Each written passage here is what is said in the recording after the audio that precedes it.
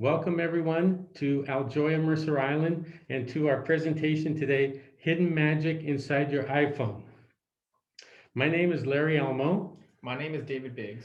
and we are the community relations team at Aljoya, Mercer Island. And just to tell you just a couple words about Aljoya, Mercer Island, we're a beautiful retirement community on Mercer Island, one of the more affluent parts of Seattle. We're on an island, there's 25,000 people that live on this island, but we're only 15 minutes away from Seattle and 15 minutes away from Bellevue. We have 114 beautiful apartments that are independent living and assisted living. So if you want to find out more about it at the end, we will have our number, telephone number, but I've called most of you, emailed most of you, you know who we are. We will get in touch with each other to go forward. Now for our honored guest, we have Bridget Agabra. I hope I said it right. Bridget, you'll say it right? Yeah, you got it. That we got so many people that are signing up for this, Bridget. You're really like popular today because we're going to talk about what the hidden magic inside your iPhone. And I'll just read just a little bit of a bio on you. Is that you bring a lifetime of tech engagement, small biz experience, and compassionate assistance to your work through the local company GentleTechHelp.com. Technology is here and we're all using technology. If we didn't have technology during this pandemic, I don't know where we would be right now. So I hope you'll talk a little bit about how the iPhone can help during this pandemic and whatever your list of things are. But we're going to turn it over now to you, Bridget. And David will be here if you chat, put someone in the chat, and we'll pause for questions at a certain point when Bridget feels it's necessary. Okay, so Bridget, go ahead. Thank you and welcome. Thank you so much, Larry and David, and thank you for Tina. Thank you to Tina for bringing me into the community. I am passionate about teaching technology, especially to seniors, especially because seniors are generally not encouraged to play with technology. And a lot of folks come to me and say, I'm really stupid when it comes to computers. My smartphone is smarter than I am, and I'm so dumb when it comes, like, get rid of that. Just get rid of that. You know, I don't say that I'm dumb because I don't know how to, fix my car. I know how to drive my car. I don't know how to fix it. It's okay if you don't know how to speak Mandarin Chinese. It just means you didn't speak Mandarin. You didn't learn how to do Mandarin Chinese. So it is time for everybody to learn how your phone can help you do different things in your life. And especially if you have an iPhone, you paid a lot of money for your iPhone. So you might as well get to use all the devices that are this iPhone. So lots of people use an iPhone as a phone. Some people do some texting. Some people may take a little photo here and there. But your iPhone is not only a phone, it's probably the best camera you've ever had, unless you're a professional photographer. It's a scanner. It works a lot like a life alert system. It's a ruler. It has so many different features. It's a library. It's everything. So it's very fun to introduce people to all of the different things that they can use with their phone. And some of the ones we're going to look at today are the ones that really excite people the most, that they really don't know are there. So I'm going to start in a way that you could almost go along with me. If you have your phone handy, you can step along with us. And if you lose track at any point, I'm going to make sure Tina and Larry and David have a document that they can get out to you with the steps. But you might want to try following along some different parts. And we will stop and pause for questions after this health and medical ID part, which is really, I think, one of the most powerful pieces, one of the most powerful features of the phone that people don't know about. So before we start though, before I start sharing my screen with you, it's a good time to talk about privacy. So privacy, digital privacy is something that people are concerned with. And Apple very recently has started taking a bigger step in notifying people about what apps are what data they're getting from you, what they're doing with it. And, you know, if they ask to know your location, Apple wants you to explicitly give permission. So as we go forward, you will always have to balance your desires for privacy versus your desires for the service that's offered. Now, each app, you know, whether it's Google Maps wants to know your location to, you know, tell you as a map where you are, or where you want to go. Maybe there's other apps that you use that really want to just use your information for advertising. So what you want is to use your, can I get a mute? Yeah, thanks. So what you want to do is share your location or your information in a way that is comfortable to you.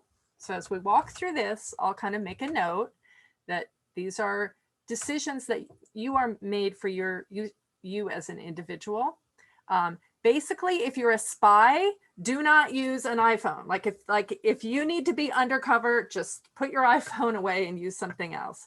But for regular people, there's just a good trade-off to be made. So we're going to start with the features that make this a bit like a life alert, meaning it can have all your medical information, your health information, and be able to give that information to first responders, sometimes before they arrive at your spot. So let me share my screen with you. And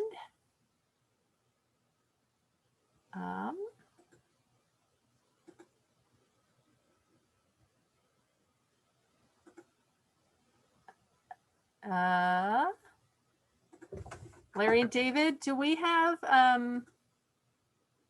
the ability to? Yeah, we made you a co-host, so you should be able to get on okay. Right, but it's not showing the ability to share my from my iPhone. So let's see what we can do about that. Sharing options. I'm not seeing under.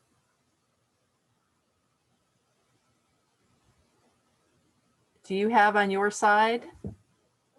Now we just made you a host, so try it now. Right, but it may be a setting on your end. I was able to do this during our other session. All right. I think you might have to be the host. Right. Well, it's allowing me to share, but it's not allowing me to share my iPhone. I think you might have to be the host.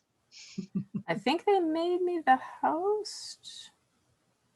I already received a message that said that Bridget is the host now. Yeah. So I think she is. But so I think it's a setting somewhere. So give us just a moment. I'm so sorry.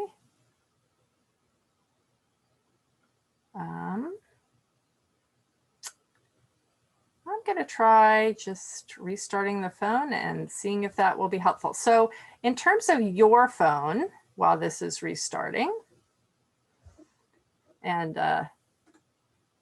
we're slightly, this is going to be interesting. Okay, well, I can do one other piece, which is I'm going to join this Zoom meeting from my phone, and I will not have the ability to like circle objects for you, but I will describe them with my voice. Can Larry and David or Tina, can you guys feed me the meeting ID, please?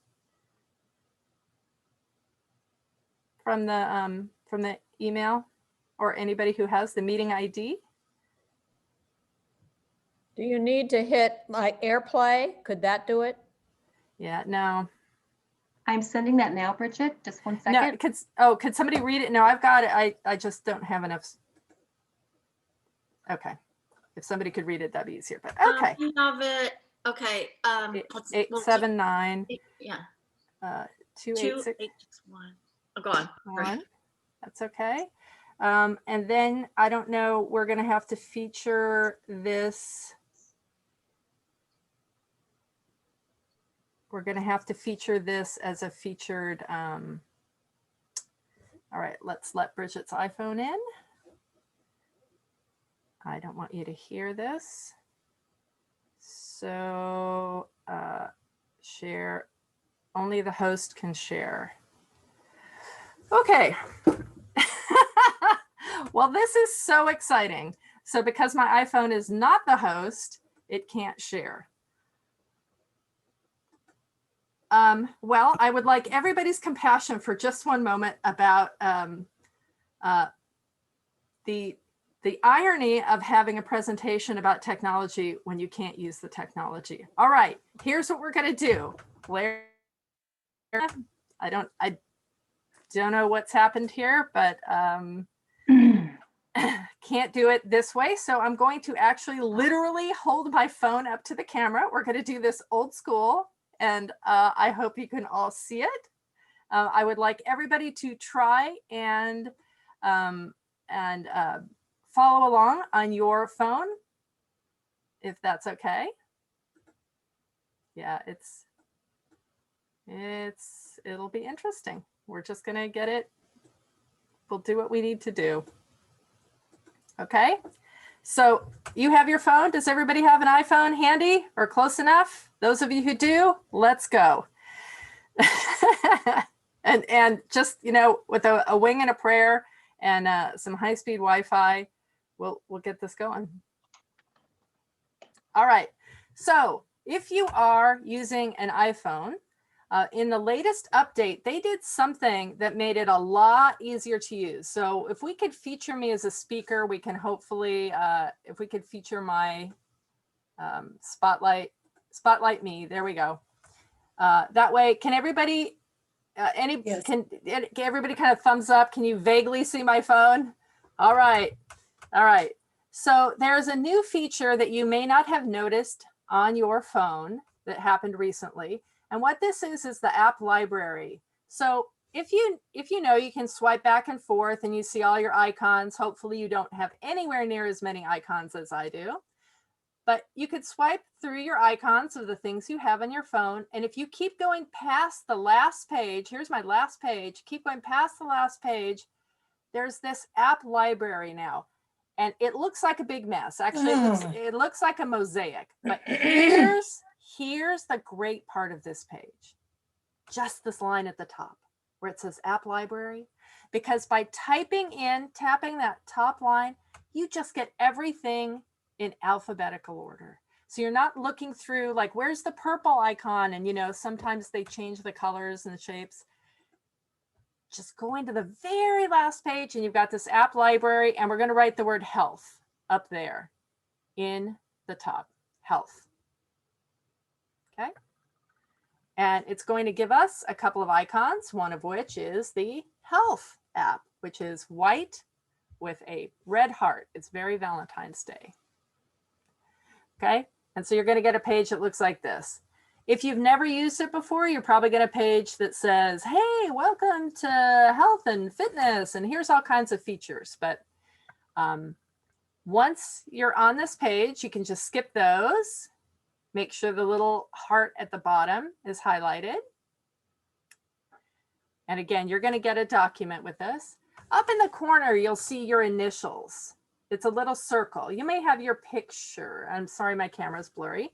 This little circle up here, it says the word summary and it has a circle. We're going to tap that word circle and you're going to get a page with your name, and it's going to say health details and medical ID. And this is the good spot.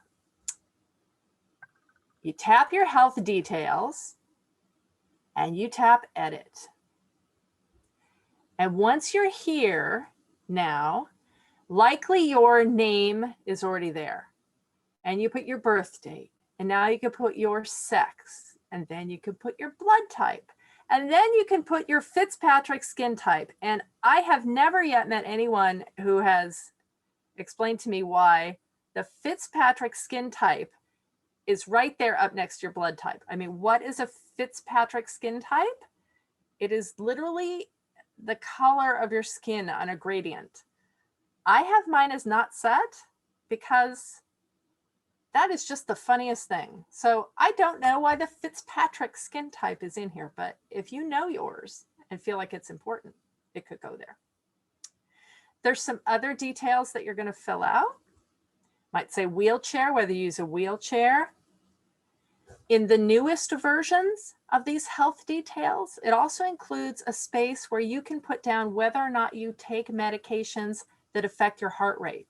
It specifically calls out calcium channel blockers and beta blockers, because this is the kind of information a first responder would need to know before they put some other stuff in you. So this page is one page of details. This is the health details. You make your edits, and then you hit done up in that upper right corner. And we go back to our profile. Now it's going to take you longer to fill that out than it did for me to describe it. Then there's a second part, and this is the part that's a bit more like a life alert. This one is called medical ID. And medical ID. Question. Can you Sure. can you move your camera, your where you're holding the iPhone, it's behind some screens that are, yeah, that's better. Now now I can see it. Thanks. Okay. It's a bit blurry. My computer camera, I'll see where it, and it's probably backwards for you. It doesn't really focus on the text here. So I'm sorry, we're just gonna kind of jump along here. And thank you very much. And Larry, I got that information, but I think at this point we're just gonna go with what we're going with now.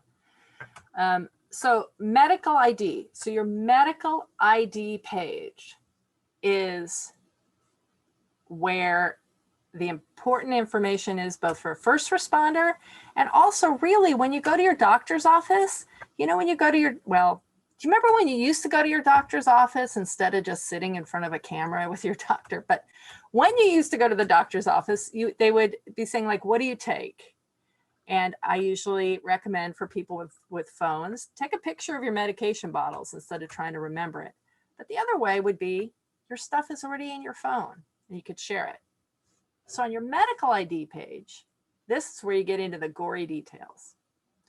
You tap edit, and now you put your date of birth, your medical conditions, specific medical notes, and allergies and reactions, and your very specific medication. So on this medical ID page, you put everything, whether you're an organ donor, your height and weight, your preferred language, and something that's really near the bottom, we get into some items that are really special that go above and beyond just having a list of your medications. This is the emergency contacts. And if you have an iPhone, you can't see them clearly, but in red here, these red circles,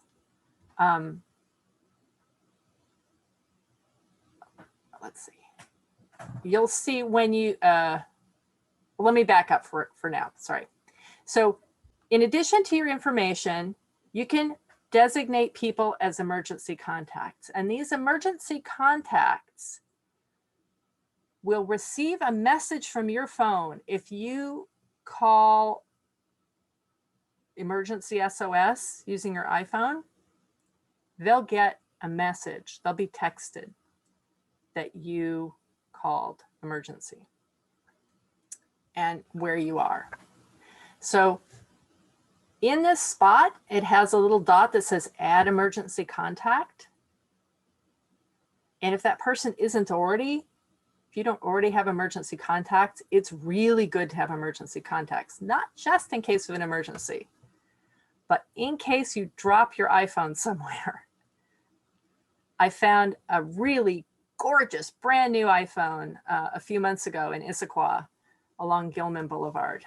And because they didn't have any emergency contacts, they didn't have it open, I wasn't able to get hold of anyone. So, but I did take it to the police station and hopefully it made its way home. So you can put in emergency contacts by tapping the Add Emergency Contact button, and it takes you to your contact list. And you'll be able to choose people from your contact list. And you can also choose if they're people with more than one phone number. You can choose whether you want their phone or their text or whatever. So it puts your emergency contacts in. I mean, why would you not have this, right? Below that are two pieces of other really important features. One is called the Emergency Access Show When Locked. And I'm going to show you what that means. Now, if you have an iPhone, you know that if you lock it, I'm going to lock mine. I'm not going to look at it because my phone unlocks if I look at it. Okay, so right now, here's my phone. It's trying to have a Zoom meeting, which I'm going to turn off. So my phone, if it's locked, meaning, you know, it's waiting for the number to be put in, nobody can get into it. Nobody can get into my phone right now. See, it's waiting for the number and it's full of junk right now. Okay. Ugh, I can't do it without it seeing me. I am so sorry. What this allows is the ability for somebody who picks up the phone to be able to just get hold of your health information, this information that we talked about. Show when unlocked, show when locked. So when the phone is locked, if you were laying next to your phone and you hadn't put in your phone number, right? You hadn't put in your little unlock because you're not feeling well.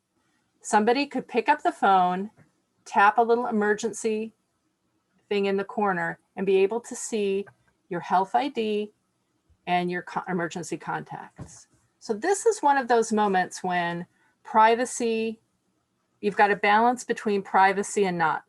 That phone that I picked up on the street, if it had this enabled, I could have seen the emergency contacts and contacted those people. I could have also seen the health information for that person. So you have this balance.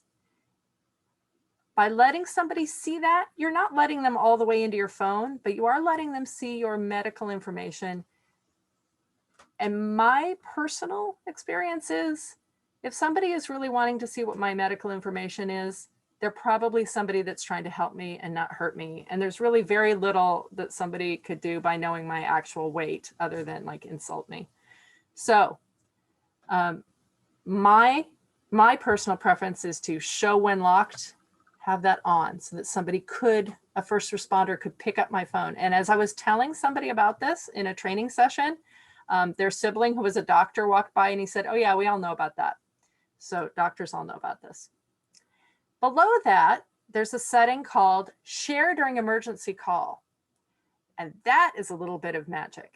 So if you call the emergency services using your iPhone, and if the emergency services center is set up properly to do this, they can suck your medical and health information from the phone during the call so that the people get it while they're driving to your house to help you.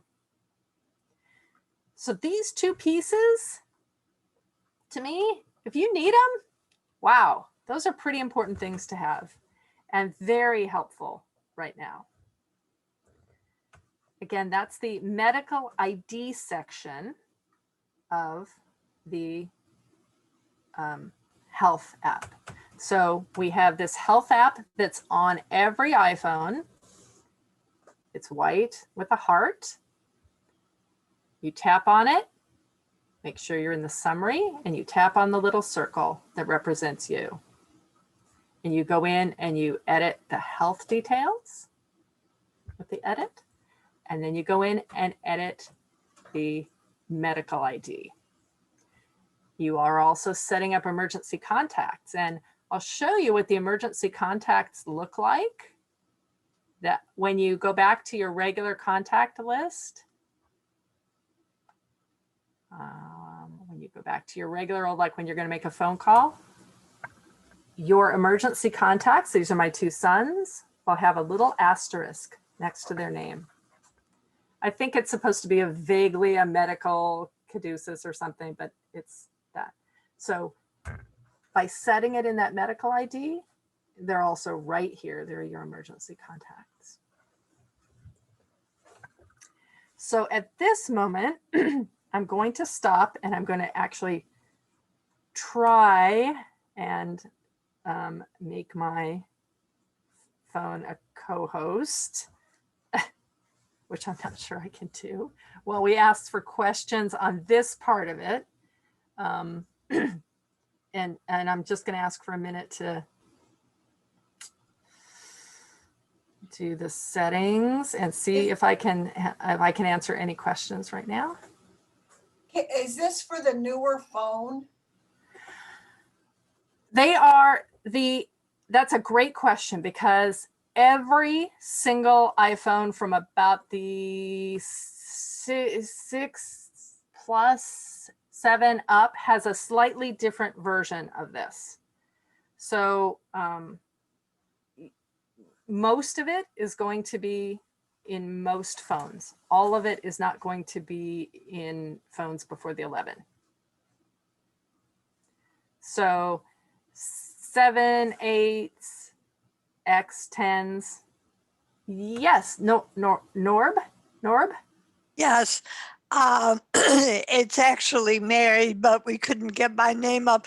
But I use the phone quite a bit, and I don't know how you found any kind of a medical app.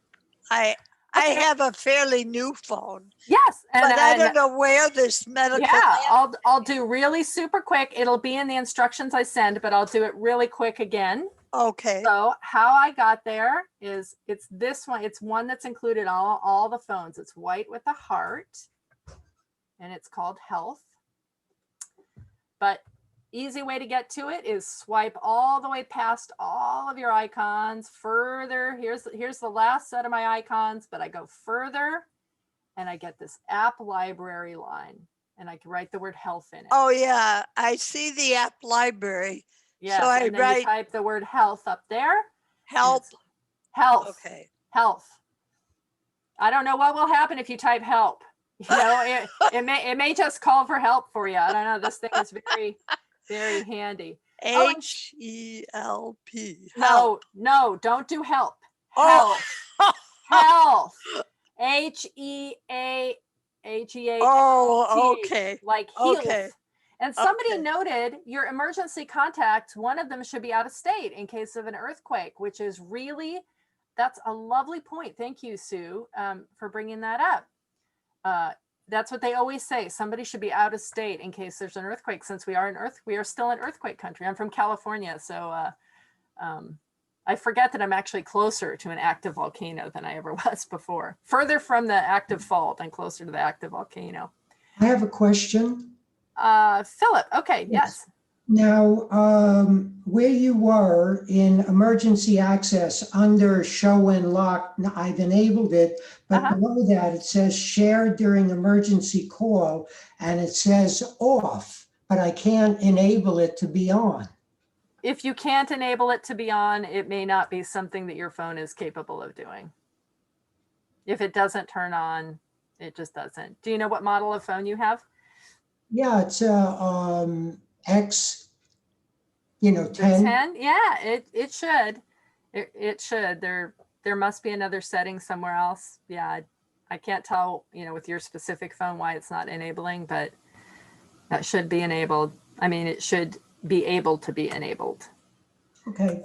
So, all right. So this was very intense. Oops. Whoever's called. Okay. So this was the very intense part. And now we're going to go into something that's quite a bit more fun. All right, so if we're ready for something that's quite a bit more fun, and this is again variable based on which phone you have. They're going to have different capabilities for the different phones. So head back to that app library. Head back all the way past your last set of icons. And let's look for Measure. Not everybody may have this. Sometimes people delete it. Sometimes it goes under a different name. But if you have Measure, tap Measure. And I'm going to show you some pretty fun things with Measure. So Measure, I'm going to set my phone down for a minute.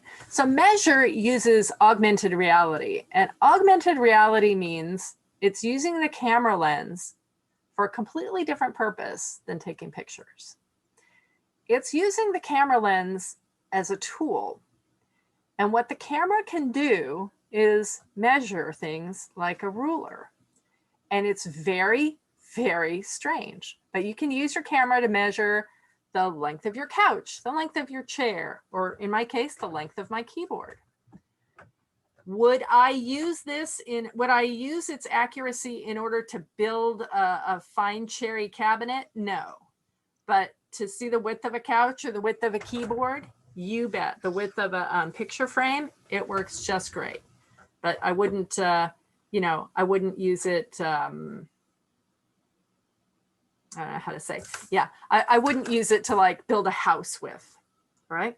So this one's going to be actually super tough to do because I can't share my screen. Matt is asking, is there an app like that on Android phones too? I don't know. And Tony asked, where is the Washington Notify that tells you if you're exposed to COVID? Ooh, let's do that too. Let's do that next. I was thinking we would get up and have some fun. Let's dive right back into illness in a minute. Okay, so if you have this app, this Measure app on your phone, you're going to have two areas at the bottom. One is called Measure, which you can't really see, and the other is called Level. And I'm just going to start with Level because Level is something you can watch me do. So you can see this level. See how it's moving around? It's white and black. Do you remember those carpenter's levels with fluid and a little bubble in them? Usually it was green fluid. And as a kid, like they were just the most amazing grown-up things. This is a carpenter's level. And I'm going to show you, I think you can see this picture on my wall. And what I do is I put level and I hold my phone up and you can see it's black and white, which means it's not quite level. I push it around. Now it's green. I have a picture that's entirely level on my wall. I'm going to hold it up to this needle point. It's green and white. It's entirely level. Once you have this, I guarantee you will walk around your house and level every picture. Every picture will be perfectly straight with your phone. And like your phone is doing this using its little gyroscope inside it. All right. The other piece that it can do, which is a ruler, which I'm going to try and do on the wall. We'll just see if you can see me do it this way. Okay. It is cool, Tina. And well, you know, we're just going to see if we could do this. So I have now in that same app, I'm using Measure, and Measure gives you a little point. No, I'm just going to measure this frame. I don't know if you can see. You can see on my phone this circle, a big circle, and it has a dot, and it has a point here. It looks like the shutter on the camera. I level the point on something, and I move my camera over. And what you can't see very well is, let's see if I could tip it. It's very hard to see, but this is saying 14.5 inches. It measured the length of my picture frame. Very hard to share this way, but extremely cool. Once you pull this up, you just center the little dot on something, tap the little thing that looks like a shutter, move your camera along, and tap the shutter when you stop. And then it just says, this is 18 inches, 25 inches, 7.5 feet. I mean, you can get rid of the darn yardstick that's sitting in the back of the coat closet or in the garage behind the shovels. And it's that yardstick you use once every 2.5 years to measure something, right? Here's your yardstick. Okay, let's jump in. Measure and level are fun and are just the tip of the augmented reality pieces that this phone has. Well, maybe we'll do another one of those later. There's really, really magical things. All right, so let's look security. Security, share screen from the device. You need to turn on sharing for all. I'm just looking, allow participants to share screen.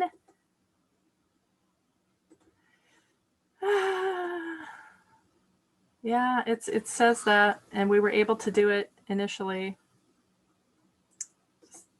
Don't know. All right. Okay, everything is enabled as far as I could tell. Okay, so let's look real quick back to somebody wanted to do that COVID thing. So I think that that's a really good spot to, this is a good moment to just veer off into that, because we're going to go back to the app library. Going back to that app library. Or if you know where it is, you're just looking for that thing that looks like a gear, that's where our settings are. So whether you write the word settings in app library or whether or not you just find the gear on your phone, you're going to go to this settings page. And this settings page, when I do classes, we spend an inordinate amount of time here because this is the nerve center of the phone. And under settings, it has all kinds of cute little icons, you know, notifications and things. And eventually you get one that looks like a creepy COVID. You can't see it, but it looks kind of like a creepy COVID virus. And it's called exposure notifications. And you tap that and you make sure it says active. And what does it do? I'll give a real quick explanation. I'm sure you've read this places. Why is this different than all the other kinds of tracking? Is because of this. They know that people won't use it if they feel like they're tracked everywhere they go. So the way to describe it is your phone is like throwing out handfuls of confetti with numbers on them. And everybody else's phones are throwing out these handfuls of confetti with numbers on them. I don't know, every 15 minutes or every something. You could see there's a list. It says how many times it does it. So when you are around other people, your phone's throwing out confetti, their phone's throwing out confetti, and your phone takes a little piece of confetti and holds it for a couple of weeks, and their phone holds it. So it's not saying that you've got confetti from Bridget's phone. It just says you've got confetti number, some computer number, right? So let's say I come down positive with COVID, God forbid. I tell my phone right there in that setting, I've got COVID. And now everybody who has a piece of confetti from my phone gets that notification. You've been around somebody. And I think, if I'm not incorrect, is I think they actually tell you whether or not you've had significant exposure or not, like whether or not you got a lot of confetti over a short period of time. I may be wrong on that, but I think that that's what they're doing. But it tells you were around somebody who's confetti, you got confetti from somebody who has COVID, so go get it checked out. I can't see anything wrong with that, so I make sure that that's active. I encourage you to make sure that's active. And I thank the person for bringing it up. I think they default having it on, but it's really important to do that. I'm glad that somebody brought that up. I have somebody notes another fun app is an altimeter. Well, that's fun. I have actually never used that. So that won't be in the course of our thing, but that's good to know. I just spend most of my time really almost at sea level here. All right. The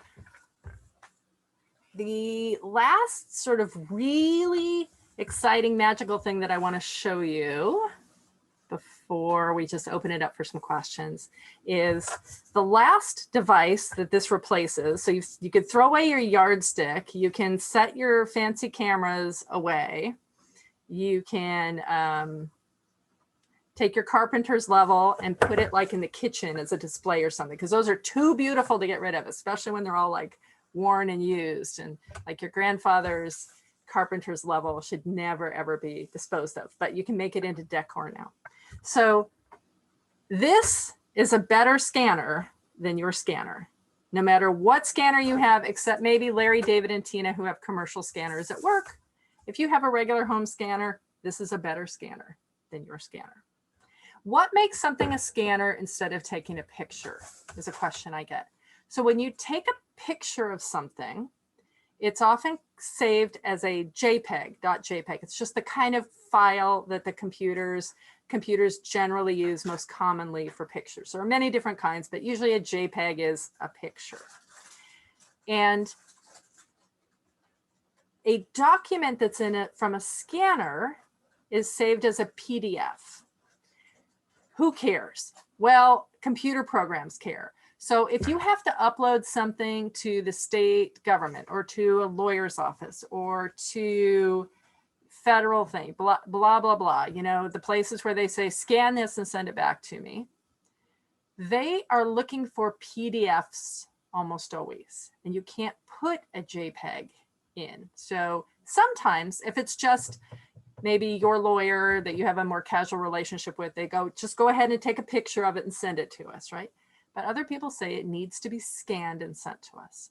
So here's your scanner, and it saves it as a PDF. How do you get there? Take your phone and look for the Notes app. Notes is looks a little bit like lined paper. It's white and yellow. How else can we do it? We also spin all the way back to the app library and write the word Notes up at the top. And you could tell I love this app library because it just makes things into words instead of having to look through the silly apps. So Notes. Notes. If you've used Notes for other things, this is kind of a new feature in Notes. In your Notes, on the bottom, there's a little thing that you can barely see. It's a square with like a pencil in it. It's like a pencil writing on a piece of paper. You tap that, and we're going to get a new, it's all blank. Here's a new note.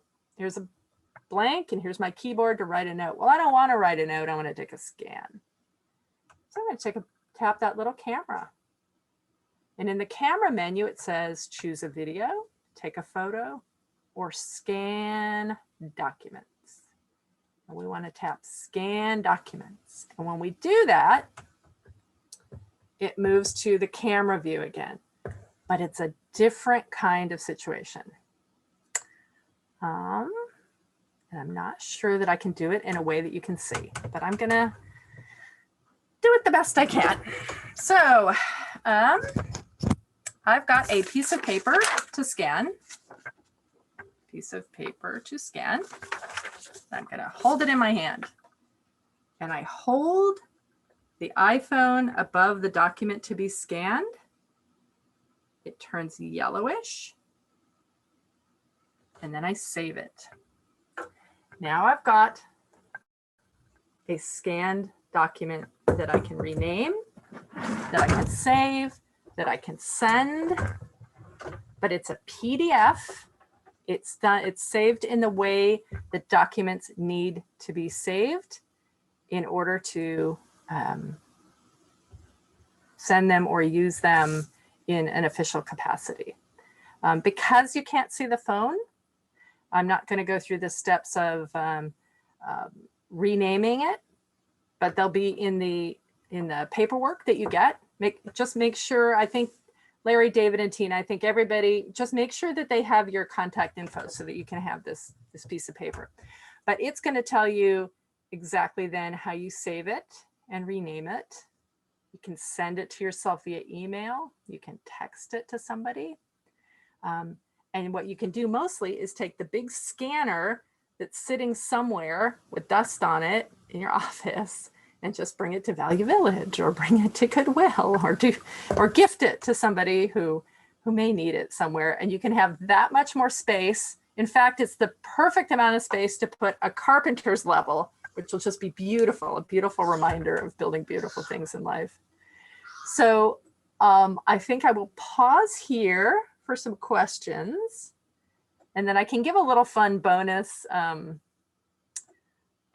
piece and a little, there's just some things that I can't do because I can't share the camera, but let me answer some questions. Bridget, I Yes. have a question. This is Yeah, just actually let me change the view. There we go. So I can maybe see whoever it is. Who is that asking a question? I have a question for you. This is Larry. Oh, hi, Larry. Okay. We're wearing masks right now. David and I are working Yeah. together. We're wearing a Yeah. mask. When we get on our iPhone, we always have to push in the code. Yeah. The mask won't let us put face recognition. So what do you know Yeah. about that? Is it changing, or is it going to be? Well, they actually did change it. Right when COVID started, there was a much longer wait period where it was trying to look for your face, and they actually reduced that Face ID period. So it only looks like at your face for a moment, and if it sees the whole mask setup, it just goes right to the numbers. There is just so little information, like the biometric information about your face and needs your whole face. So they just can't, there's not enough exclusive information just with this showing. So you're not gonna see a change with that, unfortunately, but it's a good to wear the mask still. Absolutely. Thank you. Uh-huh. Any hints for passwords? It's a continuing challenge for us all. That is a beautiful question and for Sue. And I actually, thanks, Dick. I actually have, not just with the iPhone, but my work with older folks and everybody is passwords are a huge challenge. And I can go off, I have like a whole hour talk about passwords. So here's the important part about passwords. Do not rely on your memory because nobody's memory is that perfect. And I'm the person who gets called in when somebody goes to the hospital and the spouse is left like, I don't know how to get into any of this. We have bills that need to be paid. So when it comes to passwords, the passcode that you need to enter your phone should be simple, easy to remember, and other people in your household should have it. All right. I have, okay. I suggest for passwords, if you use a computer, I suggest LastPass. There's lots of kind of password vaults, but for some people they don't need another layer of computer complexity. I suggest in a way that is completely unsafe, using a plain old address book, an address book because it has the tabs, and start putting your passwords in here. So there's a password called your okay, get this, just because it's not confusing enough. The thing that you use to get into your phone is called your passcode. Your password is part of your Apple ID, which has two parts. It has an email address and a password. And together those things are your Apple ID. And those are your whole identity with Apple. So somewhere on this or somewhere, make sure that you have the words Apple ID with the correct email and the correct password, not necessarily for the email, but for Apple. And with that, have your passcode to get into your device. So again, but passwords are a really big topic, but in the shortest version, make sure that you don't have, that you're not writing down on pieces and pieces of paper. I worked with somebody whose husband passed away, and she had this stapled bundle of papers, right? And then it was covered with so many different Post-its. It was like a mosaic. It was like this colorful mosaic. And it went back at least 10 years worth of passwords. No dates, none of them were crossed out. It was a mess. So please do a favor for whoever has to handle your stuff and just make sure it's super clear and don't rely on your memory. That said, when it comes to your phone, you can take off the need to have a password to get into it. I always tell people not to do that. Okay. I say, if your phone can let you use your face, use your face. If it can use a thumbprint, use a thumbprint. Otherwise, use a number. If you take off that passcode and you lose your phone, it's not good. It is not good. So there are some people whose phone never leaves their house, but boy, oh boy, I really recommend against taking that off because it gives people a lot of access into your life. So, all right. Anyone is interested in hearing aid compatibility said, oh yeah, these are, yes, there's a whole class I give on the compatibility settings. So you can set it up. So with your hearing aids, I'm sure many of you who have hearing aids know that it can be hooked up to your phone so that you can hear through your hearing aid what's on your phone. You can also, if let's say I have hearing aids and I'm in a noisy restaurant, I can do a setting on my iPhone and hand my iPhone to the person. Do you remember noisy restaurants with a lot of people? I mean, some of this is like a fantasy world that I vaguely remember in the past. Take your phone, that person sitting 3 seats away, you know, at the big wedding party, talks into your phone and it just goes into your hearing aid. So it's almost like a little, not exactly a walkie-talkie, but instead of them yelling across the table, they can be speaking into a microphone to you, and then you just speak out to them. I did that actually a few months ago in the park with a friend whose hearing aids, one battery was half dead and the other thing was broken. So she had like a half a hearing aid and she just couldn't hear, and we set it up and it was just beautiful. So there are so many. Let's see. Somebody said about scanning. I have a question about taking a photo of a document and sending sensitive info to business versus scanning. Is it safe? I didn't know about the scan feature before. It is as safe as any other kind of send me a scanned document. If somebody is asking you to email a scanned document, it is usually not something that there's any alternative. Like you can't go to, I mean, you might go to Olympia and go to the, you know, office of whatever it is and try and hand them a piece of paper. But usually when something says, send us the scanned document, you know, you've just, you're pretty, I mean, you're pretty safe unless somebody has hacked your computer.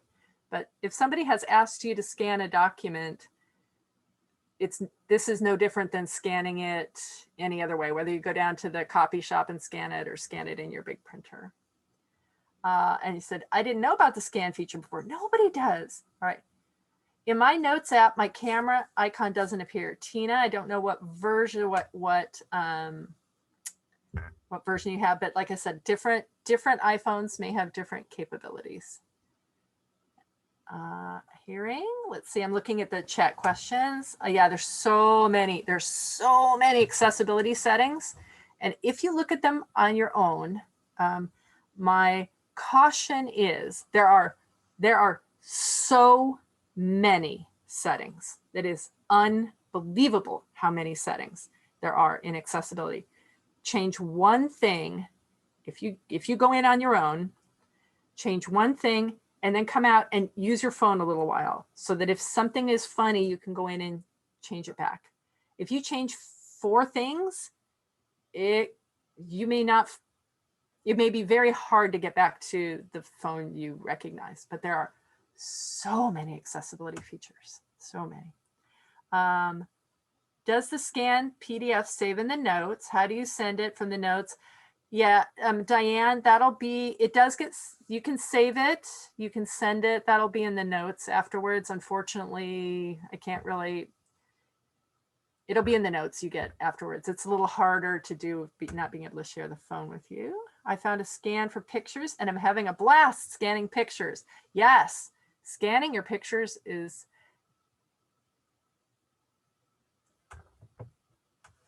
a caution. Taking a picture of your pictures is better than scanning your pictures if you're using your iPhone. What you want, if you take a picture, you don't want it to wind up as a PDF. If it winds up as a PDF, which is that scanner file. Lots of photo software and photo albums and photo things won't recognize it as a photo. It says, that's a document. That's not a photo. So if you are scanning your photos, and I have one of those photo scanners too, and oh my gosh, it feels so good to do that. Make sure it's saving it as a picture, as a JPEG or one of the other picture formats. Don't save it as a PDF. How do you delete apps? Also, how do you add an app? Will all hearing aids work that way? I doubt that all hearing aids work that way. You should talk to your hearing professional. Here's somebody. What I meant was, instead of taking a photo through the scan app, is it okay to simply take a photo with the camera and send sensitive info? Again, it's no more or less sensitive. If you were to just take a picture of the document and send it to whoever, it's no more or less safe. But if they need it as a PDF, then they won't be able to use your picture. If they can use your picture, there's no problem with it. It's no different in terms of security. But if somebody needs it as a PDF, they won't be able to take your picture. And if you are living a life where you really don't have to scan stuff to lawyers' offices, you can just be very grateful for that because that's just no, everybody knows that's not a lot of fun. Okay, quick question. Deleting apps and adding apps. All right, I'll do that super briefly. Deleting apps, make sure that you really want to delete the app. So a lot of things come with your iPhone, including one that comes with all of them, and it makes me laugh. It's called Garageband. I don't know how many of you have this Garageband. It looks like a guitar. And you use it for making music or something. Oh, let's see, yeah. It has a little guitar thing, and I have never, I don't know, maybe I would be the very best person in the world at making a GarageBand, but I don't think so. So if I wanted to delete it, I hold my finger down on it until it starts to jiggle. It's going to start to jiggle, and there's a little minus sign, and I hit minus, and it will go away. And I have the ability to remove the app just from the home screen, which is what I encourage people to do now. Don't delete it all the way if you don't want to. Just delete it from your screen, and that way you can always find it in the app library. If you change your mind, it's still in your phone somewhere, but you don't have to dig through all the stupid icons. And how do you add an app? You go to the App Store. And I won't go into that on this in this session, but I have to tell you, tell me who approved this. There is something called the App Store, and there is something called the Apple Store. So those things are both little icons here, and there's an App Store and an Apple Store. And how are people supposed to know what the difference is? You want to go to the App Store. App Store. And I do have a real story, and I know we're getting close on time, of a person who got her first iPhone, a person here on the East Side where I live, and it was her first iPhone, and she knew that she needed to get something from the App Store. What she did, as any right-thinking person would do, would say, oh, it's a store. She went to Bell Square and looked for the App Store and couldn't find something called, she physically went there, and she said she felt like a fool. And I said, why would you feel like a fool? Nobody explicitly explains that to you, that the App Store is just a little icon here where you go and buy things electronically. So somebody actually explained that to her, the information person at the desk, and she was just mortified. But just computers are designed by people who are like, I'm sorry for anybody under the age of 30 on this call, my apologies. But they're designed for people, generally in this, people between 22 and 27, you're at the peak of everything and everything that's new. And there's not a lot of testing, for a broader audience of people. So anyway, so that's how you delete, by holding it down until it jiggles, and you add it by going to the App Store, not the Apple Store icon or the Apple Store at the mall. Yes, there are definitely, somebody asked about parental management for someone who is addicted to a phone, but is not a kid. There actually are. Cannot get into it here, but there are settings for that. Restrictions on what people can get to and time they can be on. On the health app, it shows steps, but don't you have to have the phone on you for it to count? You do. You do. Many of the later iPhones have that little bit on it that lets it work as a pedometer. So it can work as a pedometer if you have it with you. And see, I'm getting steps right now. It's counting steps as I'm shaking it because it's the only way I'm getting steps because I'm sitting in this chair all day.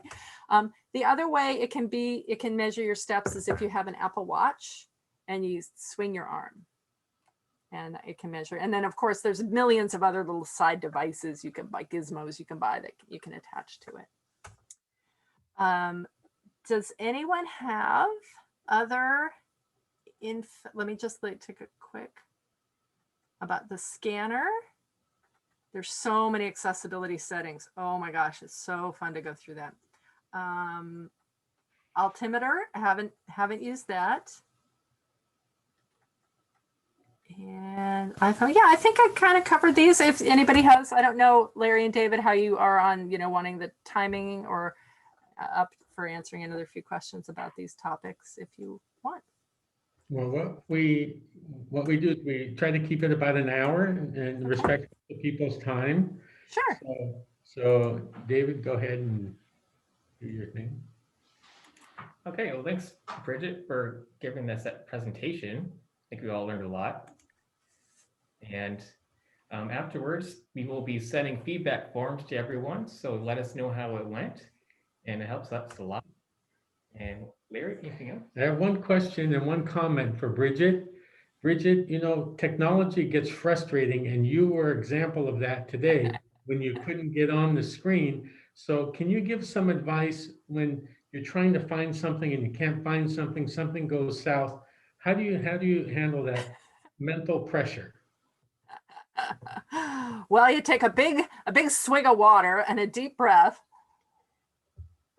So what you do is try and ramp down the frustration level, and never be afraid to reach out to someone for help. Never feel embarrassed. I would never feel embarrassed about asking somebody if I was in a Chinese restaurant with no English. I would never be embarrassed about asking what something meant. I mean, don't be embarrassed about asking somebody, I'm trying to do this and I can't do it. What am I doing? And also, I guess I should say the one thing, if anybody calls you on the phone about your technology, about your phone, your computer, your internet, or anybody kind of wants money, you guys have heard this a million times, but it still happens every day to really smart people. If anybody wants your information or your money, and you didn't already have a relationship with them, ask somebody else first. Just tell them, I can't do it right now. And give me your info, I'll call you back. Do not give your info to anyone, and don't give your money to anyone, and don't talk to anyone about your computer problems or internet problems if you didn't call first to make an appointment. Okay, that happens all the time. And they're actually doing church ministers now. They're faking the church emails extensively here on the East Side. Many churches have had their emails mocked and sent to church members. So that's. We're getting information that someone will call up and say, yes, this is Walgreens calling and you're available to get your vaccination. So we need your birth date and information. Your social security number, yes, yeah. All that. So be very careful of that. And now can you just, I know there's whoever wants to stay on just a couple more minutes, but what is Gentle Tech Help Company? What is your scope of work? My scope of work is training and assistance and facilitation. So when I'm working directly with people, now I work through the computer, and I swear it always works better than this, right? So I work on people's computers directly through remotely now, so very safely. I work with their phones. I do training for communities and classes, and also facilitation, which is with lawyers or professionals who have clients who, you know, when somebody says you need to give us 1,000 documents, you need to download them into our shared folder, and people go, I have no idea how to do that. I remotely step in, help them do that, and doing that later today, put them where they're supposed to go, and then log off. So anything basically with the screen, I help people with in a way that's with a little less eye rolling and snickering than, you know, some kinds of tech support. So our listeners could benefit from that. When you send us a document, it'll have your contact information on there as well, correct? It will, and I love to talk to people. It's just, you can always just call me and see if we'd be a good fit for working together. Yeah, my information will be there. And that's what we do at Aljoya. We had our real estate seminar in January, our downsizing seminar to help people downsize to get ready for a move. Now we talked about technology indoors, and now March is going to be Cisco Morris talking about the outdoor. No way, Yeah, really? we're gonna have Cisco on next month. You'll get details for that. So it's just a well-rounded community that we have a lot of fun here. And Bridget, I hope you will join us again in the future to help our clients and our listeners learn more about another phase of technology. Will you do that for us?